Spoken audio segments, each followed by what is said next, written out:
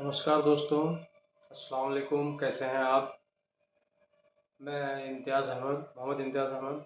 और आज का वीडियो दोस्तों शारीरिक बीमारी पर नहीं हो करके सामाजिक बीमारी के ऊपर थोड़ा सा हट के मैंने आज ये वीडियो बनाया है। ये वीडियो थोड़ा सा लंबा होगा, इसके लिए मैं क्षमा चाहता हूँ। अब मुझसे अगर बोलने में कुछ गलती हो जाए तो उसके लिए भी मैं आपसे क्षमा चाहूँगा, पहले ही क्षमा चाह लेता हूँ। ये वीडियो मैंने बहुत सोच समझ के बनाया दोस्तों। अभी के समाज में बहुत प्रॉब्लम्स चल रहे हैं, जिसमें से एक प्रॉब्लम है हस्बैंड वाइफ के बीच में दोस्तों। अभी नई नई शादी होती है, चाहे अरेंज मैरिज हो चाहे लव मैरिज हो, एडजस्टमेंट नहीं होता है, झगड़ा बहुत होता है। कई बार अक्सर देखा जाता है कि डाइवोर्स के केसेस बढ़ते चले जा रहे हैं। पहले इतने केसेस नहीं होते थे। पहले लोग एक दूसरे को जल्दी समझ लेते थे, चाहे प्रेशर में, पेरेंट्स के दबाव में, सास ससुर के दबाव में, जो भी वजह हो, पर इजीली होता था। पर अभी के टाइम में ज़्यादातर हम लोग कोई किसी से एडजस्टमेंट करने नहीं मांगते। कोई भी मैं क्यों करूँ, जब बात अब ईगो वाली आ जाती है। तो इस टाइप का अभी हमारे समाज में बहुत चलन हो गया है। ये पहले फॉरेन कंट्रीज़ में हुआ करते थे, गल्फ़ कंट्रीज़ में हुआ करते थे, यूरोप में हुआ करते थे। अभी हमारे यहाँ बहुत ज़्यादा होने लगे। अमेरिका में सुनते हैं, यूरोप में सुनते हैं, पर अभी हमारे यहाँ भी अब बढ़ गए। तो इस पे मैंने एक वीडियो बनाया है। कृपया हस्बैंड वाइफ बहुत ध्यान से सुनें। एक बार एक चर्च के फादर थे, उनके पास ऐसे ही केसेस आती थी। मैं एक कहानी सुना रहा हूँ। ऐसे केसेस बराबर उनके पास आते थे और सब उनको बोलते थे कि कोई सॉल्यूशन निकालिए, कोई सॉल्यूशन ढूंढ के निकालिए। तो वो बस चुपचाप सुन लेते थे। एक दिन उन्हें सॉल्यूशन मिल गया। उन्होंने कहा कि इस चर्च में आने वाले जितने भी कपल्स हैं, इस संडे को सभी कॉन्फ्रेंस रूम में आएंगे। टाइम उन्होंने बता दिया, इतने बजे सबको आना। ठीक संडे के दिन सारे कपल्स, हस्बैंड वाइफ जो भी हैं, बस वो सिर्फ हस्बैंड वाइफ, इस तरह से सब आए और पूरा कॉन्फ्रेंस हॉल भर गया। तब वो फादर आए, पूछे सबको आ गए? बोले हाँ। तो वो ब्लैक बोर्ड के पास गए। जाने के बाद हमारे जितने रिलेटिव्स होते हैं, एक एक करके उन्होंने सबका नाम मेंशन कर दिया, सबका नाम उसमें लिख दिया। जैसे मेरे फादर, उनके फादर, उनके फादर, मदर, मदर की मदर, मेरी सिस्टर, मेरी बेटी, मेरा बेटा, इस टाइप से बहुत सारे रिलेशंस उन्होंने उसमें लिखा। फिर उन्होंने कहा कि आप में से कोई एक लेडी उठ के आए यहाँ पर। तो उस कॉन्फ्रेंस हॉल में एक लेडी उठ के आई। आने के बाद उन्होंने कहा, इसमें जो आपके सबसे दूर के रिश्तेदार जो हैं, उनका नाम आप इरेज कर दो, डस्टर से मिटा दो। उस लेडी ने पहले कुछ नामों को मिटाया। फिर उन्होंने कहा कि अब इसमें और जो इतने जो बचे हैं, इसमें जो अब दूर के हैं उसको मिटाया। तो कुछ और नाम उन्होंने मिटाया। ये सिलसिला 3-4 बार चला। ध्यान से सुनिएगा दोस्तों। 3-4 बार चलने के बाद अब बहुत ही क्लोज रह गए। फिर बोला कि अब इसमें से जो आपके दूर के हैं, तो उसमें चाचा चाची आ गया, मामा मामी आ गया, उसको भी हटाया उन्होंने, मिटा दिया। अब बहुत क्लोज रिलेटिव्स रह गए। बहुत क्लोज में कौन होता है? मम्मी पापा, बच्चे, हस्बैंड। तो उन्होंने कहा कि अब इसमें से आप जो सबसे क्लोज नहीं है उसका नाम बताइए। और एक कॉन्फ्रेंस हॉल पूरी भरी हुई थी, लेकिन सब खामोश, क्योंकि ये गेम सिर्फ वो लेडी नहीं खेल रही।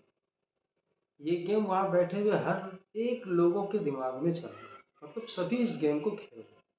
और बिल्कुल शांति है, ऐसा शांति है कि जिसको समझ लीजिए कि एक सुई भी गिर जाए तो आवाज़ आवाज़ उसका सुन पाए, इतनी शांति।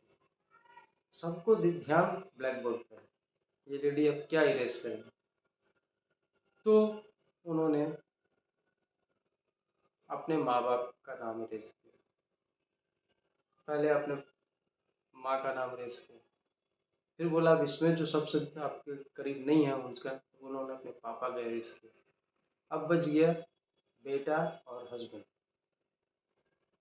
उसके बाद फिर फादर ने कहा कि अब इसमें जो आपके सबसे क्लोज नहीं है, उसका नाम इरेज कीजिए। तो उस लेडी को तो मम्मी पापा का नाम इरेज करने में बहुत दुख हुआ था। फिर वो रोने लगी, आंसू चलने लगे।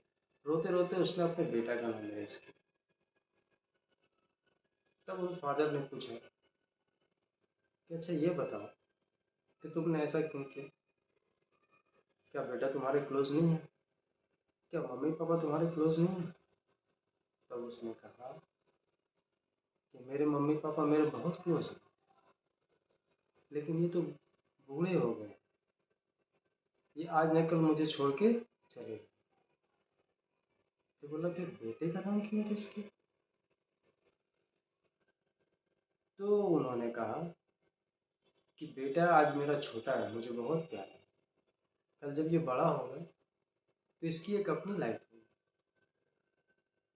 ये भी हो सकता है मुझे छोड़ करके चला जाए, अपनी वाइफ के साथ अलग कहीं रहे, साथ में भी रहेगा तो सेपरेट रहे, लेकिन मेरा पति वो हमेशा मेरे साथ रहेगा, सुख दुख में, मैं उसके सुख दुख में और वो मेरे सुख दुख में, हम दोनों एक दूसरे के हमेशा साथ रहेंगे जब तक जिएंगे, मर जाने के बाद का तो पता नहीं।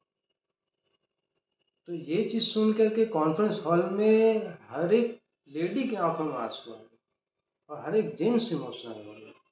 तब उनको ये चीज़ से समझ में आया कि वाकई हमारा अगर सच्चा साथी कोई है तो वाइफ के लिए हस्बैंड है और हस्बैंड के लिए वाइफ। जब हम दोनों एक दूसरे का इतना सच्चा साथी है, गाड़ी के दो पहिए जैसे हैं, तो फिर हम लोग में इतना प्रॉब्लम क्यों। हम लोग एडजस्ट करके तो चल सकते हैं, क्योंकि आगे हम ही बुढ़ापे में हम ही को एक दूसरे को साथ देना है, हम उनका साथ देंगे वो हमारा साथ देंगे। ठीक है, घर में थोड़ा सा प्रॉब्लम्स हो सकते हैं, थोड़े झगड़े हो सकते हैं कि हर बात पे सहमति नहीं हो सकती, थोड़ी असहमति हो सकती है, पर इसका मतलब ये तो नहीं है कि हम एक दूसरे को छोड़ दें। और छोड़ने वालों की लाइफ आप जाके देखो, वो भले आपको दिखाएंगे कि वो बहुत खुश हैं, वो पार्टी कर रहे हैं, वो ये कर रहे हैं, वो कर रहे हैं, लेकिन उनके मन में कहीं ना कहीं एक अशांति है।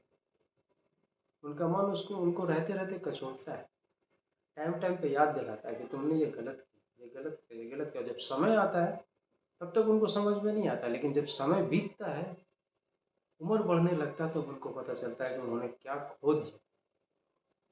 क्योंकि अगर वो बच्चे को लेके अलग हो गई या हो गया, तो बच्चा तो आज ना कल बड़ा होगा, उसकी एक अपनी लाइफ होगी। हो सकता है कि वो बैचलर लाइफ में ही पढ़ने के लिए विदेश चला गया या किसी अलग स्टेट में चला गया, आप रह गए अकेले। पर वाइफ अगर है तो हस्बैंड रिटायर होने के बाद उसके साथ रहेगा, और हस्बैंड अगर है तो रिटायर्ड होकर आएगा तो उसके साथ वाइफ रहेगी। तो ये दोनों हमेशा एक साथ रहेंगे जब तक इनको मौत ना आए। ये छोटी सी बात है दोस्तों समझने के लिए, हमारे रिश्ते को जोड़ने के लिए, हमारे रिश्ते को मजबूत करने के लिए। तो कृपया अपने रिश्ते को मजबूत करें, अपने रिश्ते का वैल्यू समझें, अपने रिश्ते को पहचानें, उसे इग्नोर न करें, उसे छोटे छोटे झगड़ों में ये करके उसे बर्बाद न करें। अपने रिश्ते को बचाएं, यही आपकी ज़िंदगी कामयाब करेगी और यही आपकी ज़िंदगी आगे ले जाएगी और आपको हमेशा खुश रखेगी। धन्यवाद। अगर मेरा ये चैनल आपको सीरियल पसंद आया हो, ये कहानी पसंद आया हो, तो चैनल को लाइक सब्सक्राइब शेयर ज़रूर कीजिए दोस्तों। मिलते हैं अगले वीडियो में। नमस्कार।